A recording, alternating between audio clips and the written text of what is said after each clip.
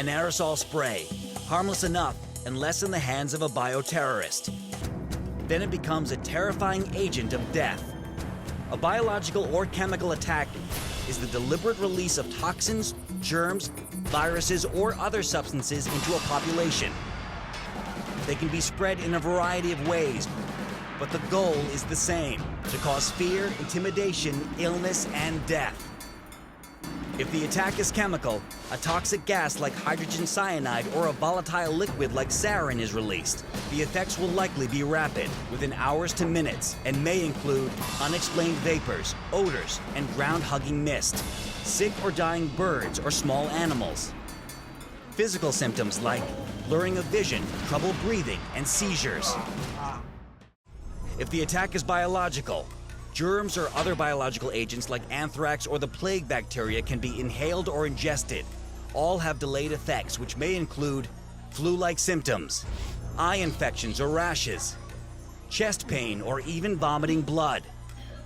Whether biological or chemical, you may not know the kind of threat you face, so always look to the authorities for instructions. But should an attack go down and you're going solo, follow these easy steps to survive. Get moving.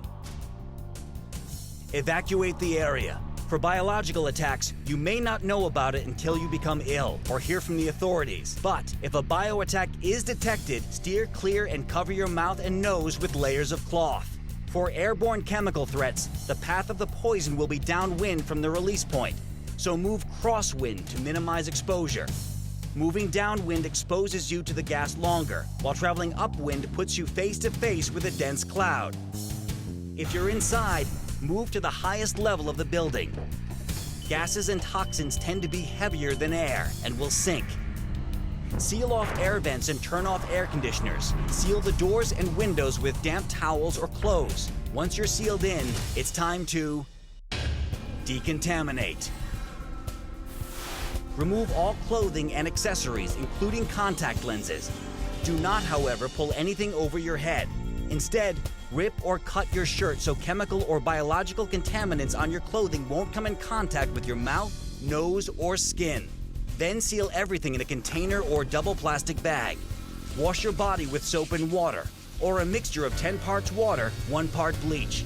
This will prevent as much absorption of the agent as possible. If water isn't available, sprinkle talcum powder or flour over the skin to absorb liquid contaminants. Wait 30 seconds and brush off with a rag or gauze. Now that you've cleaned up, it's time to minimize contact. After sealing yourself in a secure room, do not let anyone else in, for your sake and theirs. If loved ones are in different locations, stay put instead of risking re-exposure. If you must venture out and don't have a gas mask, cover your mouth and nose with a cloth dampened in a dilution of water and baking soda. Cover bare arms and legs and bandage any cuts or scrapes before going out. Once the authorities have given the all clear, seek medical attention and continue to watch for symptoms even days after exposure.